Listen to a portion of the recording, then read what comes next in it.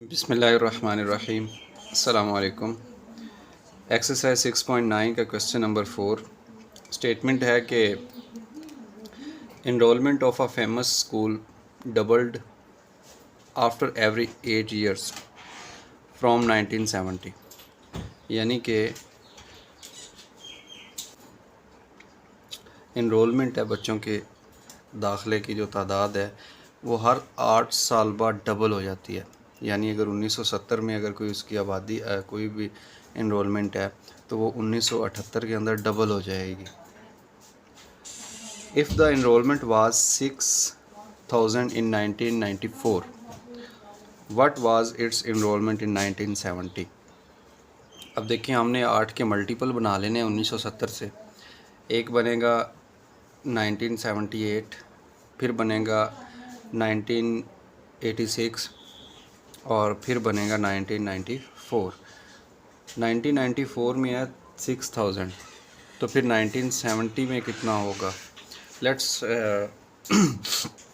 Solve this question कि कैसे हम करेंगे। इस क्वेश्चन की स्टेटमेंट के अकॉर्डिंग इसमें लिखा हुआ है, क्वेश्चन नंबर है 4 कि 1970 से एक स्कूल शुरू हो रहा है 1970 में, और 1994 तक हमने जो कैलकुलेशन करनी है। 1994 में उसकी आबादी या उसके अंदर जो इनरोलमेंट है वो है 6000। हमने फाइंड करनी है कि 1970 में कितनी थी, जबकि जो स्टेटमेंट में उसने बताया है वो कह रहा है कि हर 8 साल बाद डबल हो जाती है। तो हम बिल्कुल ऐसे ही जैसे ये ऊपर लिखा हुआ, मैं इसके नीचे सपोज कर लेता हूँ कि लेट कि 1970 में x थी। हमने x की वैल्यू फाइंड करनी है, 1970 में कितनी थी ये बताना है। तो सपोज कर लिया कि ये x थी। अभी 1970 के बाद 8 साल जब गुजरेंगे तो वो 1978 होगा, और फिर जब 8 साल गुजरेंगे तो वो 1986 होगा, और फिर 8 साल गुजरेंगे तो 1994 बन जाएगा। अगर पहला जो साल है 1970 वो x है, तो फिर उसकी पॉपुलेशन x है 1970 में, तो फिर 1978 में वो डबल हो जाएगी x के। ठीक हो गया। और अगर वो 1978 में 2x है तो 1986 यानी कि 8 सालों बाद वो फिर इसका भी डबल हो जाएगी, और 1994 में वो इसका भी डबल हो जाएगी, यानी कि 2 टाइम ऑफ। यहाँ से हमें एक सीक्वेंस मिल रही है। सिंप्लीफाई अगर करके देखें तो ये बन रही है x 2x 2 into 2 4x and 2 into 2 into 2 ये 8x हो गया।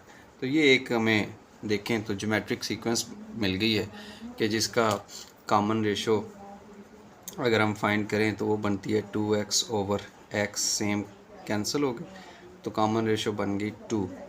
इनको अगर इस पे डिवाइड करें तो फिर भी 2 ही बनती है। तो कॉमन रेशो 2 के साथ फर्स्ट टर्म हमें मालूम है, उसका नाम हमने x रखा हुआ है।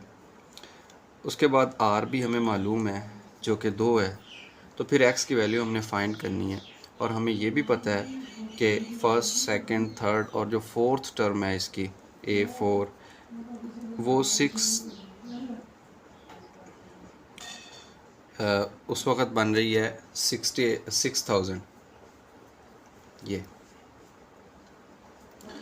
अच्छा जी, अभी हम इस क्वेश्चन को सॉल्व करने के लिए फोर्थ टर्म का फार्मूला यूज़ कर लेते हैं। और फोर्थ टर्म का फार्मूला क्या बनेगा, फार्मूला जो nth टर्म का होता है ज्योमेट्रिक प्रोग्रेशन का, वो होता है nth term is equal to first term into r और n-1। इसके अकॉर्डिंग अगर हम n को रिप्लेस कर दें 4 के साथ, बिकॉज 1994 4 बनता है, पहली टर्म दूसरी तीसरी और ये चौथी टर्म, तो n 4 आ गया। तो n की जगह जब 4 रिप्लेस करेंगे इस फार्मूले में, ये बन जाएगा पहली टर्म जो कि x है इंटू r जो कि 2 है, और उसकी पावर 4 - 1 जो कि 3 बनेंगी, बिकॉज हम n जगह 4 लिख रहे हैं। तो ये बन गया एक जनरल सा फार्मूला फोर्थ टर्म के लिए।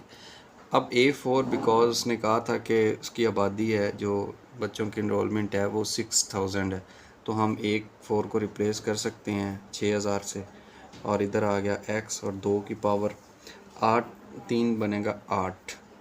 दोनों साइड को जब हम 8 से मल्टीप्लाई डिवाइड करते हैं, सॉरी मल्टीप्लाई तो पहले ही हो रहा है, डिवाइड करेंगे तो ये बन जाएगा 6000 डिवाइडेड बाई 8। और x की वैल्यू अगर हम निकालना चाहें तो x की वैल्यू बनेगी जनाब, इसको कैंसिल करें तो 8 2 16 8 3 24 8 4 32 60 40 8 7 56।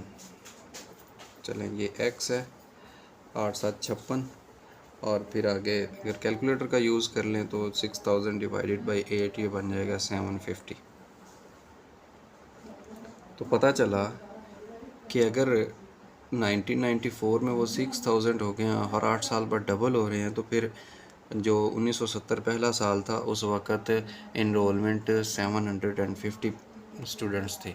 इसी के साथ ही हमारा क्वेश्चन नंबर जो 4 है ये अपने अख्ताम को पहुंचा।